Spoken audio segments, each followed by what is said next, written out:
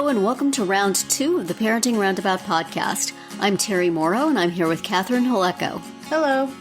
Usually on this podcast we talk about parenting issues, but once a week, Catherine and I like to get together to discuss TV, movies, books, and other entertainment topics because it's nice to talk about something other than parenting for a change. This week we are continuing with our TV series watches.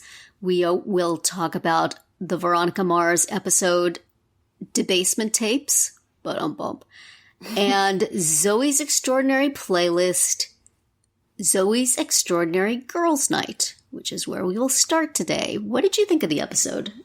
It was typically for Zoey a smallish amount of plot in an hour-long case, and good musical numbers. Yeah, I mean, a little bit heavier maybe than they've been of late.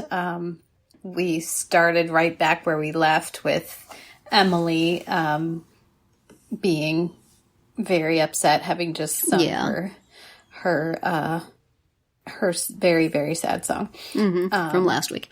From last week, right. And as we kind of talked about, it finally was revealed that she is suffering from postpartum depression. Took them a whole episode to figure out what we knew last week. Yeah. It was more like it took that long to get her to kind of admit it, I guess. That's true. So, Zoey felt, it's all about Zoey because that's the way the show works. But, it was hard for her to be, to feel like she needed to help and not know what to do. Right. So, which I guess is, it would happen even if she didn't have her powers, right? I mean, you can see when someone's struggling, right? Usually. And, it's hard if you don't know what to do to help right. them. That is true. But she has the extra weight of she wouldn't have known about it if it weren't for her powers. And she feels, I guess there is some rule that she has to fix things or it gets worse, which seems to be used kind of intermittently. Right. If she hears a heart song, she has to do something about it. Yeah, I feel like that's been her MO since the beginning. After the first, maybe, the first few times, and she sort of was like, tried to stay out of it. And realized that doesn't really work. I guess she just keeps hearing songs if she doesn't do something. Yeah. So, it ended with her going to see a psychiatrist, I guess, for her superpower issues. Right. And yet still, I guess, not telling Simon about them, what could possibly go wrong with that plan? Yeah, and what could also possibly go wrong with her mother going to a casino by herself? God, no, I don't like that plot line. No. Yeah. Let's just keep having the sight gag of Mary Steenburgen and Bernadette Peters walking around together. Right. I never thought of Mary Steenburgen as being particularly tall, but, Bernadette Peters comes up to her shoulder. Yes. Yeah. And did Bernadette Peters ever think she'd be singing a Sia song in a TV show that we've stipulated many times should be a half-hour comedy? Yes, probably not, but she did well by it. I imagine she's happy to be doing anything right now, so. Yes. Last time I saw her, wasn't she singing? She sang in her kitchen in that Stephen Sondheim tribute, right? Oh, yeah. So, at least she's, on a TV set. Yeah, I really, really do not want for that plot line. Please no. For Maggie's character. For Maggie's character to have a gambling problem. No, thanks. Please no. Mm-mm. Thank you very much, but no. I'm always here for Max and Mo and Simon. Yes. Having a spa night where they lay around on the floor with face masks. And of the spa kind, not the COVID kind. Yes. The musical number that they did with the three of them singing about their various romantic problems. That was really good. Yeah. They sounded great. Mm-hmm. I liked that. Yeah, I liked that a lot. That was very good. Hot Fire Marshal and his 2 kids coming to the church at the end was sweet. Mm-hmm. And those kids are cute. Yes. The little guy could have got up and sang too. But I know, yeah. Although that was his heart song that he was singing. It wasn't actually him singing, so. Right. Or actually, it was somebody else's heart song because they were mixed up. But still. And I'm glad for Max that Rosanna is interested in continuing their relationship. They're very cute together. She's very cute. She's fine. And she's fine. And that lanyard brought back memories. I remember making those lanyards at camp. That was cute. I could probably still make one. Did you save it this whole time? Oh no, I made it this morning. Yeah, we want Max to be happy. Yes, we do. And that was very funny where Simon is going, do you ever feel like she could just has a supernatural power to read your mind or something like that? And they're going, nope. Because, of course, both Max and Mo know about it. They do. I was hoping they would just tell him, but that would not be cool. It was the no's were funnier, but still. Right. I appreciate the thinking behind that last number at the dance place, but all through their various gyrations and sliding down walls in the ladies' room of a club, all I could think of was, don't touch that! What are you doing? No, don't sit there. Oh my gosh. Yeah, for one thing, that was the cleanest restroom you've ever seen in any sort of restaurant or club or bar. But even still, ew. Oh my gosh. A place where people are drunk and you're going to be sitting on the floor of the ladies' room. Don't do that, please. I don't care how depressed you are. Yeah. Just find a nicer place to have your breakdown, please. Mm-hmm. It was hard to focus on the music. Yes, agreed. Well, an enjoyable episode, though very sad in many ways and very foreboding in terms of the Maggie situation. And so more fun during than at the end. But yeah, and I mean, it was resolved rather quickly for her to just be like, okay, I'm telling David now. Like, I mean, I'm glad, of course, that she did, but I just don't know how... If that's really the way things go in real life. But, as we said, this is a TV show. That's right. Well, it would be interesting to hear if we ever hear anything about it again. Or the next time we see Emily, she's going to be just fine and said, oh, yes, the doctor was very helpful. I'm on medication. Right. A-okay. Yeah. But that would be disappointing. But that would be sort of like racial problems at Spark Point. One episode. We got it covered. Yeah. I mean, it does kind of, they did sort of explain her, like almost her mood swings. Like, because we had said last time, like, wasn't she just fine before? And, she wasn't really fine. She was kind of having just these mood swings and hiding how she was feeling. So, yeah. They did explain that. Yeah. So we got to wait 2 weeks to find out how she does. Yes. And whether Maggie has become a problematic gambler. She can get in a lot of trouble in 2 weeks. Yeah. She could lose a lot of money. And they all seem to need that house. Yeah. She better not lose the house. Probably worth a lot of cash. Oh, dear, Maggie, can't you find a better hobby, please? Yes.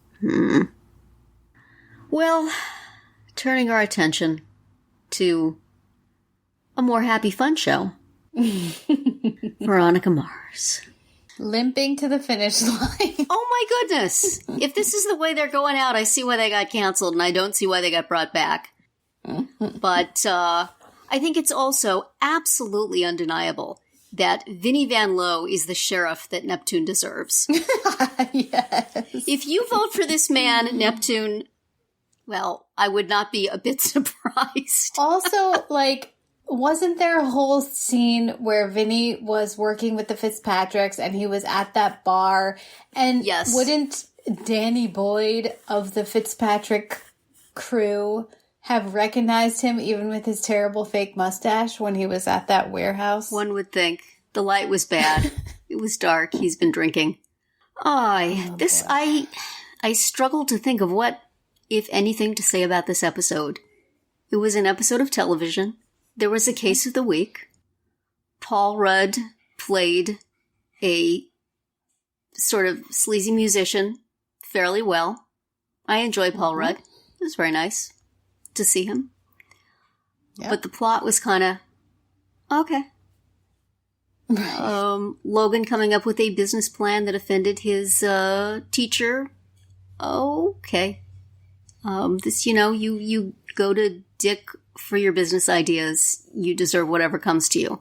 But it was cute to get Mac involved in it, and their little conversation about Veronica was well done. And I guess since she broke up with the absolutely adorable animal guy, she's now going to be going after Max. Is this what we're to believe? Yeah, why? That's so unnecessary. I question her judgment, but I'm glad that she was the one who made the decision. Right. And that she didn't get caught and broken up with or, traumatized again by a psycho boyfriend. Okay, fine. But there was just, no need for her. Catherine's clinging to Bronson. I'm sorry. I don't get it. He's so cute, Mac. Have you seen how cute he is?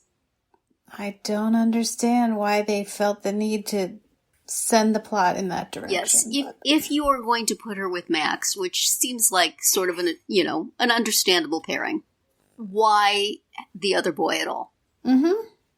Yeah. Just so she gets her groove back? I don't know. But yeah. I won't have to worry about it for many more episodes, so that's fine. This is true. And, the whole, Veronica and Piz kissed, is pretty much over now, I guess, is what they're saying. and Parker was not in this episode at all. She was nowhere to be seen in this episode, right? So, it's hard to stop missing your old girlfriend when your new girlfriend is only on every couple of weeks. Right. To go back to that photograph that was on the cake. Yeah. Oh, goodness. But Leo's back. Hey, Leo. Yeah, that was He's fun. adorable still. And we'll do a better job than any of those yahoos that got fired last week. Absolutely. When those yahoos got fired, I was thinking, wonder what that actor's up to. Is he still around? Could you still rope him back in for another, just the last few episodes? Yeah. Max Greenfield, right? I think so, yeah. He wasn't. New Girl hadn't started yet. He had some time on his hands. Yeah, he was available. So, good to see him again. Yes. When I saw in the brief plot description on Hulu that an unlikely person challenges Keith for sheriff, I thought, oh, it's not going to be Leo, is it? Really? Really? But it wasn't. It was Vinnie Van Lowe. It was Vinnie Van Lowe. What did they say? What did Keith say about him in the newspaper? An asset to the community. An asset to the community. Oh, dear. Do you think Vinny set up the entire thing where he was working undercover just to get Keith to say nice things about him so that he could use them in his campaign? That sounds exactly like the kind of thing Vinny would do. So I just really don't care because Keith needs a better job in a better place. Right. I don't want to think of him having to be sheriff of this crazy town forever. And he's so proud of it, but no. And like I said, if Neptune elects Vinnie Van Lowe, then that's what they deserve. And the Marses should just get out of town. Seriously, people. At least Veronica should, take a junior year abroad. I think so. And just get as far away as possible, like in Australia. Yeah, well, she's not a sophomore yet, is she? I know that was. I think she should take a sophomore year abroad, any sort of year, a summer vacation, just a. Yes. There's lots of colleges in the United States, Veronica. Yeah, Dream better big, yet, baby. just transfer. Just someplace. Find out where that the Wichita lineman went back to Kansas. Maybe there's a school there he went to. It'll be fine. Yeah. What was that episode? Wichita linebacker. Where did the Wichita linebacker go? Call him up. Yeah. See if he can recommend a good school in the middle of the country. That was way back in episode 3. Yes.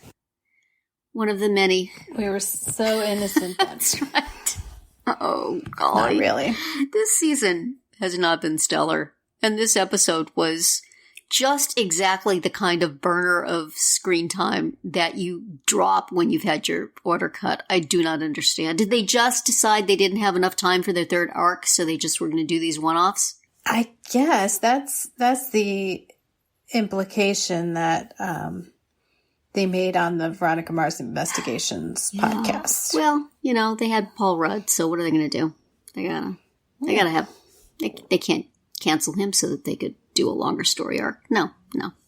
Come on. Yeah. Come on down to Hearst College for the low point of your sad, sad career. Yes. Skinny dip in Neptune, man. You can't get any lower than that. Piz inspired him to bring out his new material and prove to himself that he could do it. It's inspiring. That Piz. That's the kind of guy Piz is. Piz is inspiring down-and-out artists, and Logan is making a website about asses. Veronica, here are your choices. Right. Well, next week, we have 2 Veronica Mars episodes. Oh boy, oh boy, oh boy. Because Zoey's Extraordinary Playlist is off again. Come on, people. It's taken a week off, so we will fill the time. Just as Veronica Mars is filling the time till the end of the season, we will fill the time in our podcast with 2 episodes of Veronica Mars Season 3. That would be episode 18, I Know What You'll Do This Summer, and 19, Weevils Wobble, But They Don't Go Down. Let us all appreciate the punniness. Yay. Plus, we will listen to the Veronica Mars Investigations podcast covering this group of 3 episodes, which is called I Know Weevils Wobble Tapes. Their podcast episode titles are going downhill, I am sorry to say. They started with such verve, but now they're wobbling as they get to the finish line. Yeah. And that will be it for our round 2 today. Please subscribe to our Parenting Roundabout podcast so you won't miss any of our episodes. We have something new for you every weekday. As always, you can find recaps, links, and an opportunity to comment on our website at parentingroundabout.com. Goodbye, Catherine. Bye, Terry. Goodbye, everybody.